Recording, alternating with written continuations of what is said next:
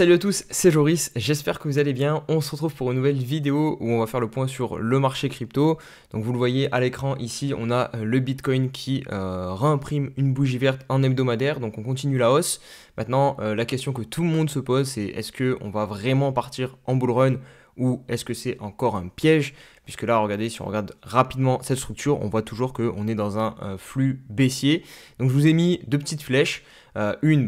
Je pense que la majorité préfère la verte, ça serait vraiment le départ en bull run, et la rouge, qui est un scénario qui est encore envisageable, hein, bien sûr, qui serait un retour sur le bas de cette figure.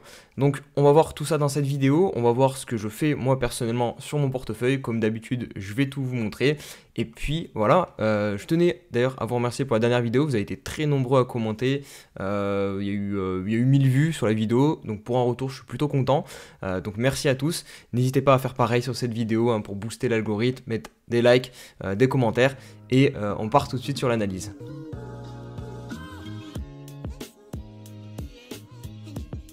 Allez, on passe sur l'analyse du Bitcoin. Juste avant, je vous montre mon portefeuille, histoire que comme ça, vous voyez où j'en suis un petit peu. Donc 23 840 euros. Par contre, j'ai pas fait de modification sur mon portefeuille, je crois, hein, si je dis pas de bêtises. La seule chose qui a changé, mais qui se voit pas encore sur le portefeuille, c'est que j'ai ouvert un short, du coup, sur le Bitcoin. Donc une position à la vente. On en reparlera juste après du short. D'abord, on va faire l'analyse du Bitcoin, on va se recadrer, voir un petit peu où on en est. Donc on se retrouve on se trouve toujours sur la zone ATH, très importante. Et vous le voyez là, donc on va bientôt clôturer la bougie du mois de septembre, et c'est une bougie haussière. Donc voilà, même si beaucoup de gens disaient que septembre c'est un mois baissier pour le Bitcoin, ce qui est vrai, historiquement c'est un mois baissier.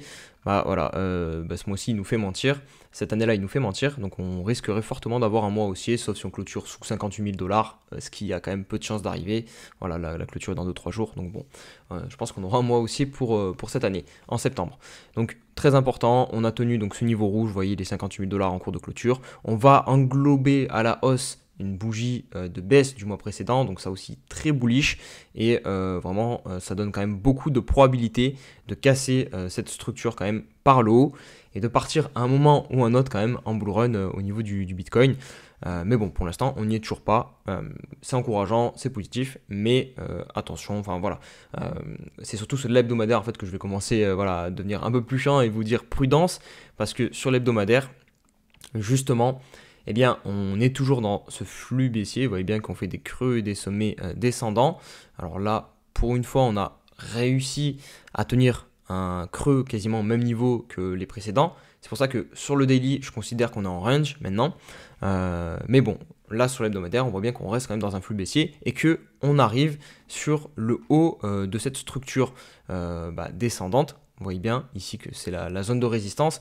C'est tout simplement pour ça que j'ouvre un short et que j'essaie de me couvrir un petit peu.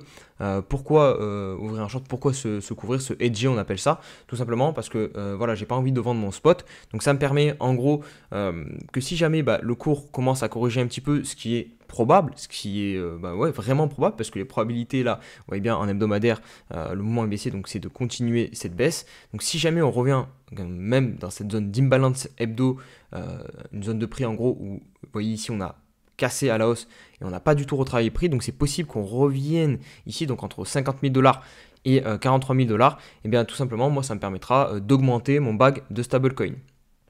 Le short est ouvert, vous le voyez ici, on est globalement sur un prix d'entrée, hein, 2 $ de gain.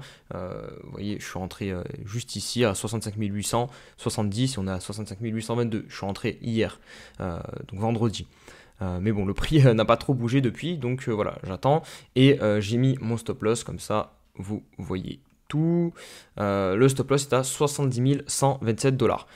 Pour l'instant, en gros, si jamais on vient prendre mon stop loss, je perds environ 200 $, je crois à peu près. Donc vous voyez, c'est vraiment pas grand chose. Et ces 200 $ seront compensés par la hausse de mon bag spot.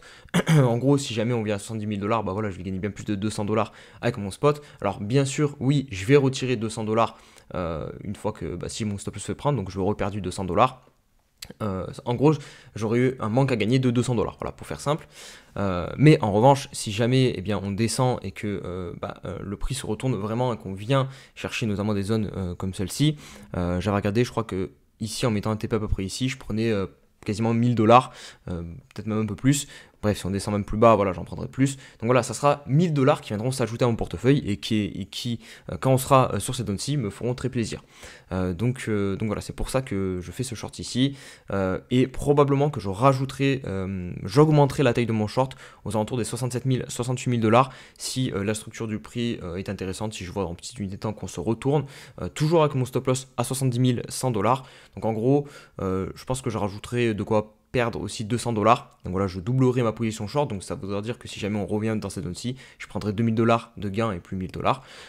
Donc voilà, comme ça, vous savez tout au niveau de ce que moi je fais sur mon portefeuille. Maintenant, on va descendre en plus petite unité de temps pour mieux comprendre pourquoi je short vraiment dans cette zone-ci. Donc on a ici le range daily, donc entre 65 000 et le bas ici 53 800 à peu près. Donc voilà, pour moi on est dans un short, on a une première déviation par le haut, une autre déviation par le bas, une autre petite ici, et là on aurait probablement, en tout cas moi c'est ce que je joue, une nouvelle déviation haut de range. On sort les gens notamment qui étaient positionnés en short ici aussi on avait un double top en plus petite unité de temps. Donc voilà, si on fait quelque chose comme ça, ce qui est possible, c'est pour ça que je veux rentrer en short pour jouer minimum un retour sur le bas du range. Voilà. Donc ça, c'est pour moi quelque chose qui est probable. Et sachant qu'on a quand même pas mal d'euphorie ici, je trouve, les gens reparlent de bull run, sont sûrs qu'on va partir en bull run. C'est possible, ça va arriver à un moment ou à un autre, je l'espère. Mais en tout cas, c'est pas inscrit encore dans le prix. Et voilà, les gens s'enflamment peut-être un peu trop tôt. Et je préfère prendre un contre-pied et me couvrir un petit peu plutôt que voilà, si le prix se renverse, me retrouve un peu comme un con et n'avoir au final pris aucun bénéfice sur toute cette phase de hausse où on a très très peu retracé, et c'est ça aussi qui m'invite à la prudence. Notamment, regardez, si on tombe en plus petite unité de temps pendant le 4 heures, vous allez voir que vraiment, en fait, on ne vient jamais chercher les longues. Vraiment, on laisse tous les sommets intacts. Regardez. Là, on vient pas chercher, on vient pas chercher, on vient pas chercher, on vient pas chercher, on vient pas chercher. Et là, ça s'intensifie vraiment. On ne vient jamais sortir des personnes en longue. On fait que sortir des shorters et on ne touche pas aux longues. Donc vraiment, je serais vraiment pas étonné qu'on vienne racler tous ces stops à un moment ou à un autre. Donc voilà, c'est toutes ces choses mis bout à bout qui font que je préfère rentrer en short et me couvrir un petit peu dans cette zone-ci. Et surtout que j'ai une invalidation qui est vraiment très proche et qui me permet de risquer peu pour gagner potentiellement gros. Donc voilà, c'est pour ça que je me positionne ici. Vous voyez, ici on a toujours cette trendline. Et c'est pour ça que je mets mon stop loss ici, parce que si jamais on commence à venir déclencher tous ces gros sommets qui composent cette trendline, donc cette trend baissière, pour moi on part en bull run. Et si jamais on ne parle pas en bull run, attention, ça va vraiment puer. Si on réintègre, en gros, si on fait quelque chose comme ça, qu'on vient racler tous les stops, qu'on fait un nouvel ATH et que derrière on réintègre sous cette zone, eh bien on aura sorti toutes les personnes en short et plus toutes les personnes qui vont FOMO, parce qu'il ne faut pas croire, là si le Bitcoin part en ATH, on va avoir plein de particuliers qui vont commencer à acheter, qui vont se réexciter, les mêmes coins, les shitcoins, déjà ça commence, voilà, ça va être la folie, tout le monde va s'exciter, et si jamais le prix réintègre comme ça à la baisse, à mon avis, ça peut vraiment puer très très fort, et je ne serais pas étonné qu'on revienne visiter des zones beaucoup plus bas. On va repasser sur le mensuel pour que vous compreniez. Notamment la zone des... Hop, que je dézoome un peu, ça sera plus pratique. Voilà, notamment cette zone 0,118, 0,586 entre 38 000 $ et 30 000 $ par exemple. Je pense que voilà, si on fait un piège comme ça, on fait un nouvel ATH, on réintègre donc toute cette zone de consolidation. Ça veut dire que pour moi, il y a de grandes chances que cette zone de consolidation soit baissière et donc on la casse à la baisse, donc on casse les 0,382. Et là, le prochain objectif pour moi, c'est cette zone-ci. Donc voilà, tout ça mis bout à bout, ça explique pourquoi je suis prudent sur cette zone. Maintenant, il y a clairement un monde où on passe enfin, où on consolide ici et on part en bull run. Donc voilà, on verra ce qui va se passer. J'ai pas de boule de cristal, mais de toute façon, ce qui est important, c'est de toujours gérer son portefeuille à un instant T et de voir comment ça évolue, mais de suivre ses plans au final. On va terminer la vidéo avec un petit tour rapide sur les altcoins. Je vais pas trop m'éterniser puisque vous l'avez vu, j'ai pas fait de mouvement encore moi sur les alt. J'ai pas racheté des alt, j'ai pas vendu du Bitcoin pour racheter de l'Ether. Donc ça veut dire que concrètement, pour moi, rien n'a changé. Mais voilà, on fait quand même une petite update. Donc au niveau de la BTC dominance, on voit que la semaine dernière, on a eu une petite bougie qui pourrait marquer un top, hein. Ça, ces bougies comme ça, on les trouve des fois sur les tops. Là, on fait une petite semaine baissière. Mais bon, pour l'instant, il est encore trop tôt pour dire que voilà, on a un top. On n'a toujours pas réintégré des précédentes résistances. Vous voyez que la précédente résistance, elle est ici, au niveau des 57%. Et pour l'instant, bah, on se pose dessus, on casse pas, on réintègre pas, quoi. Donc bon, il n'y a vraiment pas trop de signaux de top pour le moment. On reste surtout en vue un peu plus long terme, toujours dans cette structure ici, qui je pense va casser à terme par le bas, mais vous voyez, on n'a toujours pas cassé par le bas, donc il n'y a pas de confirmation, il n'y a rien à se mettre sous la dent pour l'instant au niveau de la BTC dominance. BTC dominance, voilà, je le rappelle, pour ceux peut-être qui découvrent peut-être un peu les cryptos, c'est tout simplement la force du Bitcoin contre le reste des altcoins. Donc plus la BTC dominance va chuter, plus au final les altcoins seront forts. Et là, on voit que depuis septembre 2022, on a une BTC dominance, donc un Bitcoin qui est très fort et qui aspire en gros les liquidités dans sa market cap sur lui. Donc c'est lui qui surperforme les altcoins. Donc il vaut mieux être investi sur le Bitcoin au final que sur les altcoins. Sauf bien évidemment sur quelques altcoins. Cet indicateur, c'est une moyenne de tous les altcoins, donc forcément il y a quelques altcoins, vous allez me dire ouais mais moi je suis sur Tao par exemple, je surperforme le Bitcoin. Oui voilà, il y a quelques altcoins qui surperforment le Bitcoin, mais ça reste vraiment une minorité, donc il faut faire très attention. Vous voyez bien Tao contre le BTC qui nous a fait un bottom très très propre. Perso je vais surveiller Tao si jamais on revient tester tout simplement la zone de résistance de ce gros range, de ce bottom. Si on fait quelque chose comme ça, je réfléchirai à en acheter potentiellement ici, de convertir du Bitcoin pour du Tao. Il y a ça sur Tao, Sui aussi qui nous a fait un bottom.